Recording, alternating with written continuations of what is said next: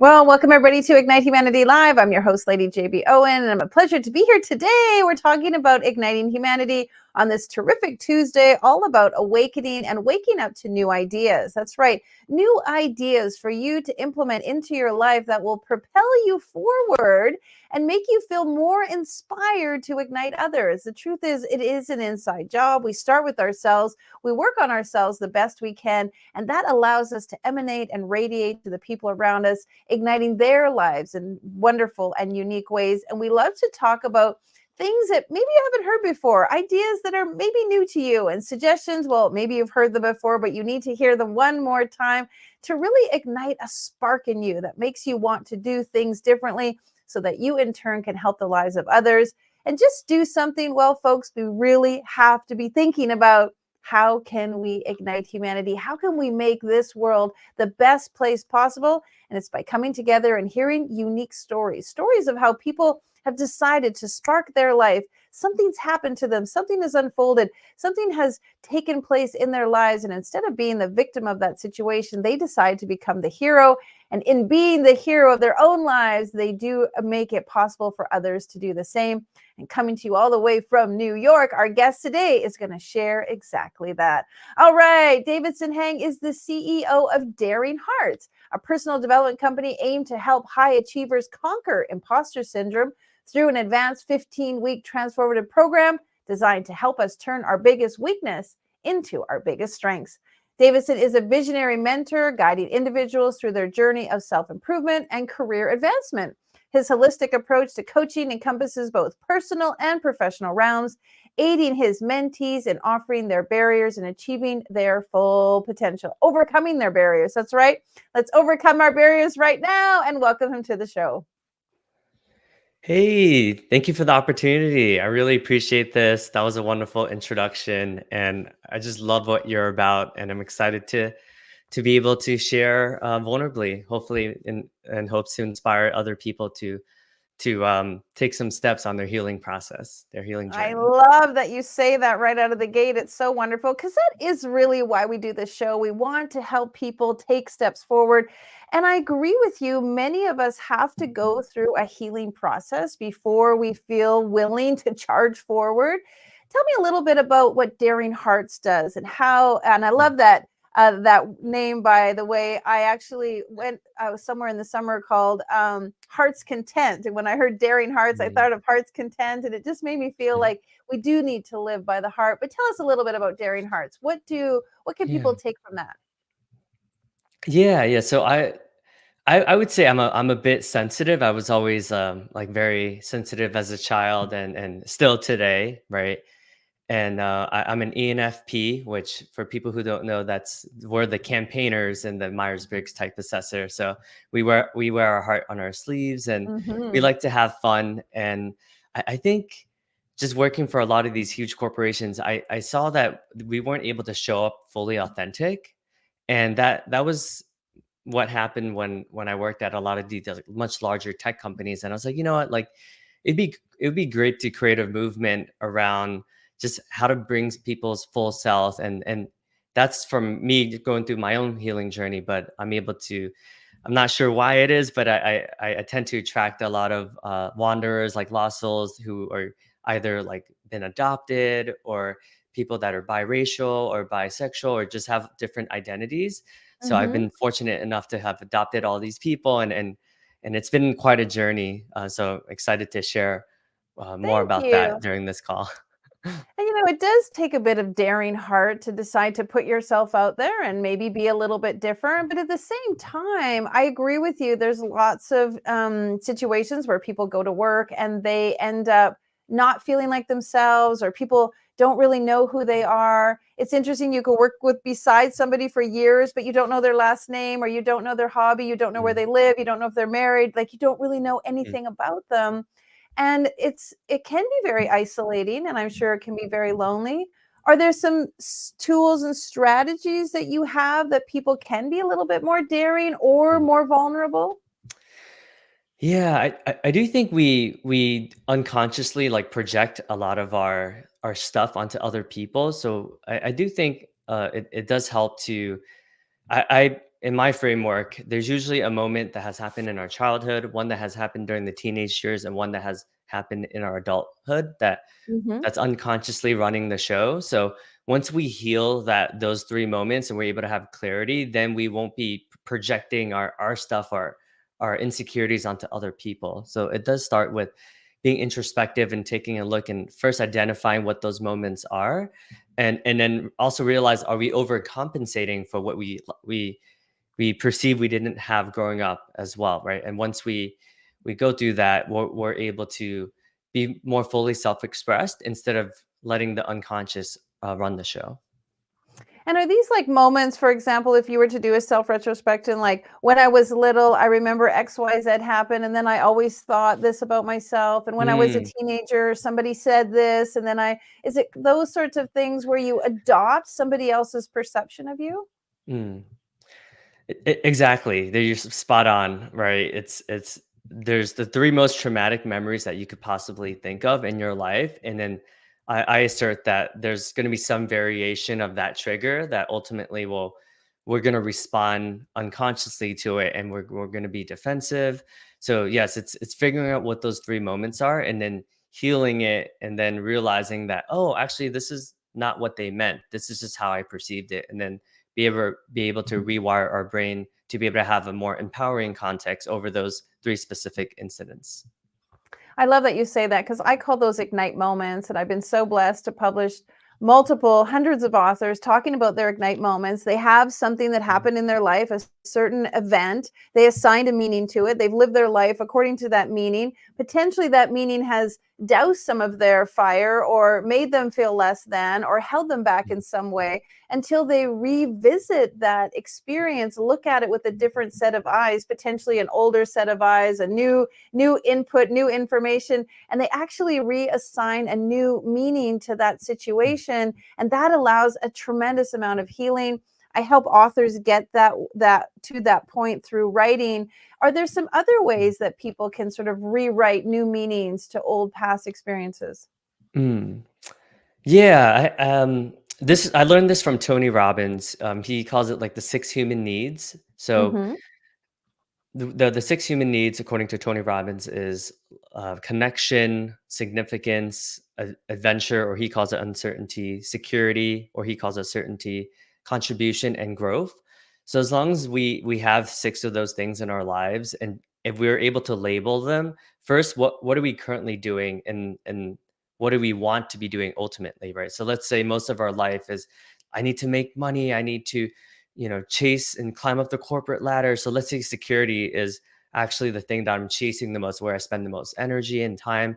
But in reality, what I'm actually seeking is love, right? But let's say I don't have time for the family. I'm not able to attend any of my kids' soccer practices or anything like that, right? How can we change it around and have insights into what we're actually doing? And that has helped a lot as well, because then we're able to be a bit more intentional about things. And so we look at those 6 categories and realize which one in our life is sort of driving the bus, driving us forward? Yeah, like a lot of people, we are unconscious, like most people's unconscious, and like definitely a lot of men, right? Like we're gonna go for significance, right? Which is like, I need to achieve more. I need to, a lot of the external validation stuff. But what we actually want underneath all of that validation is just love, like unconditional love, right? But if we're spending, let's say, 80% of our energy chasing these things, but it's actually driving us away from love, then it's just helpful to be conscious about it, and then shift instead, so that way we don't wake up one day and we're like, man, like I have all this money, but I feel like a failure because I never made any of my kids games and practices, and now they hate me. I call that the 4 quadrants. Like, you gotta take care of all quadrants in your life because it's true. I always make a reference, like, you can have all the money in the world, but if you can't climb the stairs to your corner office because 'cause you're so out of shape, or you go home every night and sit in your penthouse, but you're all alone, then are your 4 quadrants really being fulfilled, and is that really success to you? Let's go back to the healing idea. How can people heal? Let's say I recognize a time in Mm, my when I was a teenager, XYZ happened to me. Mm, How do I then decide that I'm ready to heal that versus I'm still blaming that person who was mean to mm, me, or I'm still mad that that unfolded? mm. Yeah, there's a part of and a lot of this I learned from going very very far into Landmark Worldwide, which is a like a self development program. It's a lot of making amends, right? It's going back to all of the ex girlfriends or ex partners that you've cheated on or you've had like a falling out with, like all the friends that you were really close at one point, but you no longer trust them or you no longer talk to them, right? Did they say something that rubbed you the wrong way? Or just to be able to chat with them and then take a responsibility, own our part in it instead of just being a victim. Because when we're in Mm. victim, then the energy is people can sense that energy, right? It's like, oh, okay, this guy's trying to fix me or whatever. But if I take 100% ownership and I'm just authentic and I just share like, hey, I really you were one of my closest friends, and it honestly it just makes me sad that we don't talk anymore. Like, can we talk about what happened exactly? I think if you're the person that owns up, you're the person that takes initiative, people will respect that. And that will help with the healing process and will give us a lot more self-confidence as well. It's true because, we sometimes just make up stories in our head. I recently had this situation unfold. I was in conversation with a colleague. We were doing a bunch of stuff together, and then Christmas came. And of course, we all, get busy at Christmas. But now it's January, February, March. I haven't heard from her. I keep texting her. I keep reaching out. I haven't Mm, heard. She hasn't responded. And so finally, I just spoke to her a couple of days ago, and I said, like, I just want to check in with you. Did something unfold? Did something happen? Did I say something? Did something happen that I don't know about? Because I just haven't heard from you for so many months and I'm getting concerned. And she said to me, I'm so grateful and I just respect you so much for asking me, because what really happened was ... nothing to do with me. But of course, my monkey mind was like, well, what happened? And what, and women, she doesn't like me. And all of this stuff can unfold that really doesn't serve us, doesn't serve humanity, doesn't serve any kind of relationship. And so when we wake up to the ability that we have, I always say I'm 100% responsible for my 50%, and we clean our side of the street to make sure that we're in good integrity, then that mm, reflects to other people around us, and that can make a big impact. So I love that you said that. When we were on the pre-show, you talked a little bit about having some tools. Share some tools with us that our viewers can use mm. in their own lives right now and today to sort of help liberate them into the new modalities that you love to talk about.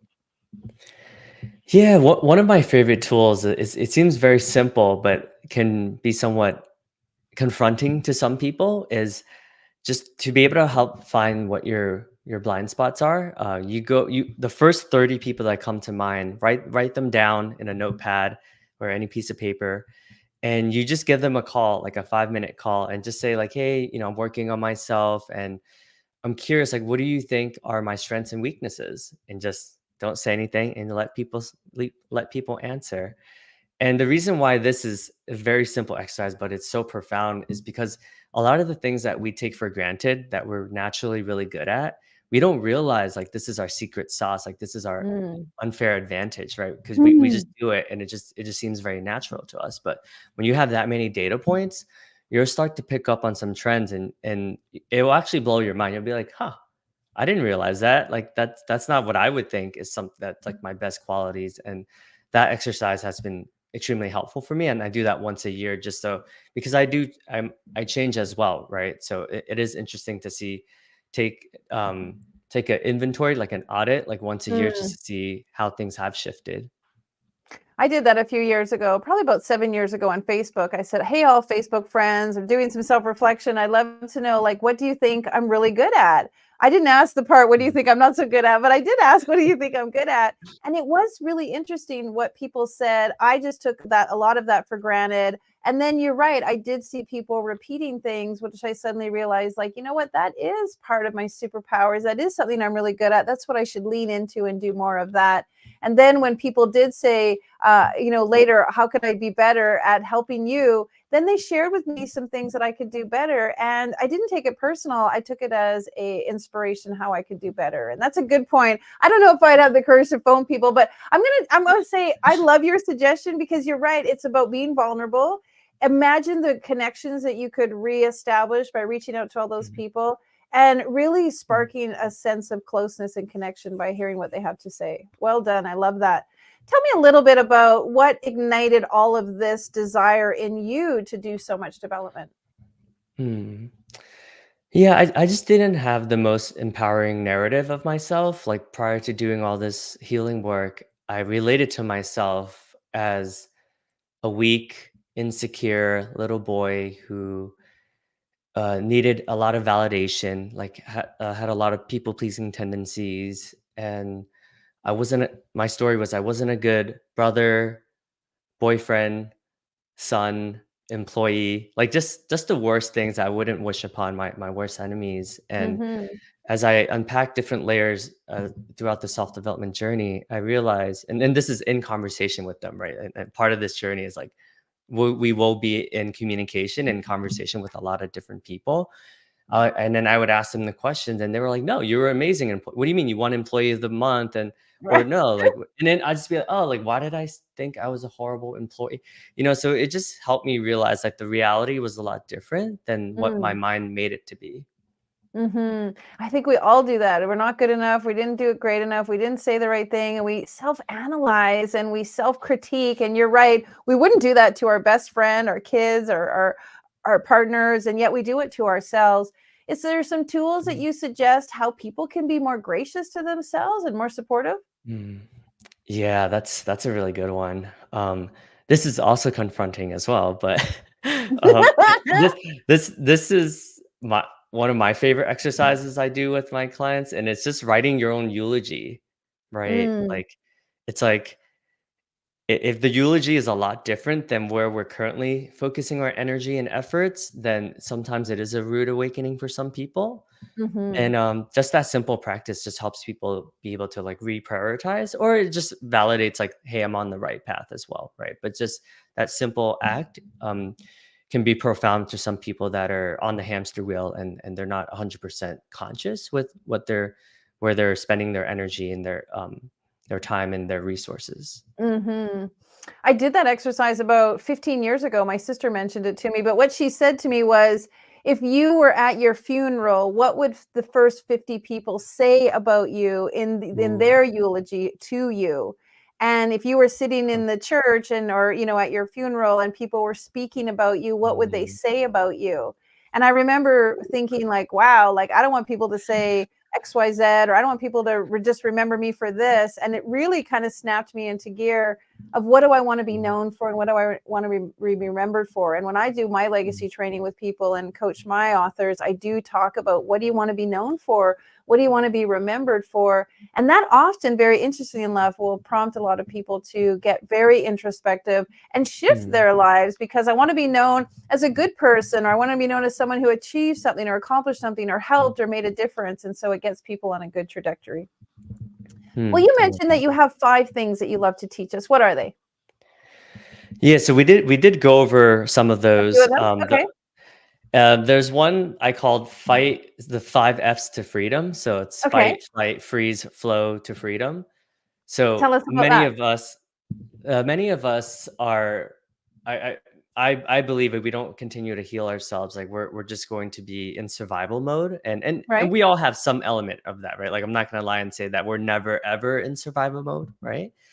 But there's a simple exercise that I learned from accomplishment coaching, which was my first coaching training program, which was a year-long program where I cried, I would say like 300 out of the 365 days. So it was a very, very confronting program for me.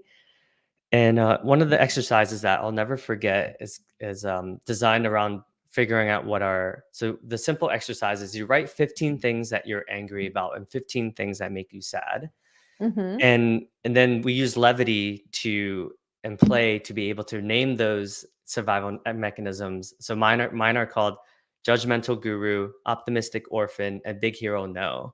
And Mm. anytime I'm triggered or anytime I'm in a reaction mode, like or fight or flight or freeze mode, I'm asserting that I'm coming from survival mechanism versus coming from essence. And essence Mm. is a simple exercise where I go up to 10 different people, like 10 people that immediately come to mind, and I ask them, um, so when I walk into a room, what do I bring with me? and people will essentially describe my aura. So they'll say like positive, optimism, like energy, heart, compassion, stuff like that, right? So write down all of those data points. So out of the 10 people, there'll probably be like 40 different words, and then I circle like all the most commonly used words, and then I Right. would come up with my essence, which are the five words that are the most common. Mm-hmm. In doing that exercise, I got brilliance, heart, partnership, compassion, and oh man, that's bad. I don't remember the last one, but you get it, right? It's I it's a felt power. supportive, like the word supportive was coming to my telepathic Aw, brain. I find you it very supportive. it Hmm. was optimism. I remember, Right? but yeah, to your Kind point, of the like support was support, the heart. optimism, and yeah. Hmm. Yeah, so heart was one of them, which is similar, like you said, to support. And so then I get to choose, like in every moment I get to choose from survival mechanism and not make it wrong, right? Like it's still part of my, like it's what got me here, but it's not going to get me to the next level. Or I Right. can choose essence. So that simple exercise is probably the most profound thing that has shifted my life, just because I get to choose now versus be reactive. Mm. That's such a beautiful exercise. I can see that how if I choose to come from a place of essence, which is truly the greatest essence of who I am as a compassionate, understanding, loving individual, versus you're right, the triggers, I call them protectors, that thing that teaches you how to Mhm. like put on your armor or how to like, show Aw. up with your like battle axe. And so Mm, instead of my protector showing up in defense or anger or justification, how can I be in mm. essence mode? I really like that a lot. That's really, truly wonderful. Absolutely terrific. And so there are many ways that we can awaken ourselves to humanity. What's, in your opinion, it's going to take to make humanity be a better place? Ooh, that's a good one. Hmm. I like to I ask the mean, tough ones. this, I mean, a lot of what you're doing, right? I think it's truly, we have to start with ourselves. Like if we continually heal ourselves and we continue to take 100% responsibility, well, 100% of our 50%, like you said, right? We don't want to over take responsibility, right? Because that in itself can be unhealthy. Then I think that's the simplest way where we can contribute to humanity, just because then we'll be able to not try to fix everyone, but we can just be with any communication, and just in our way of being, people are inspired, or they're healed, or they feel like there's space for them to be vulnerable. And then the second step is be able to like craft, I call it legacy crafting, which is Hmm. just like intentionally creating, whether it's via a vision board or visualization, creative visualization, right? Journaling, be able to like intentionally create the life that we want.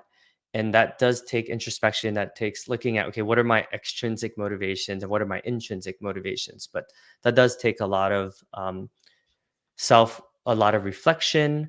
And then lastly, I would say, like, to be able to add abundance to the world, is just sharing your unique gifts with the world, right? So that means like, being daring, being courageous, and taking action despite fears. It's usually what we fear the most is usually the pathway towards, what we can create in the world. That's so well said, because we have 7 Ignite Humanity principles, and you just literally like paraphrased 3 of them, which was so beautiful. And I love that you said it in your own way, but really it's the common denominator of how we support others, how we support ourselves, how we step into our gifts. Mhm. Nobody expects us to do life perfectly. This is not a perfect, it's not a perfect show up play and we're in a perfect scenario, but we are here Mhm. to learn very unique things, and learning through our journey, learning through our past really helps us step into a greater version of ourselves. Well, just before we close up, tell us a little bit about what you mentioned, that you're doing. You have an initiative where you're talking to people, these conversations. Tell us about that. Yeah, I know. This is so funny. It's so random, but it's so Davidson. So anyone who knows me, it's like, yep, that's totally you. Um, so I have this mission called the 100 Million Lives Movement. So my legacy is to impact in some way 100 million lives.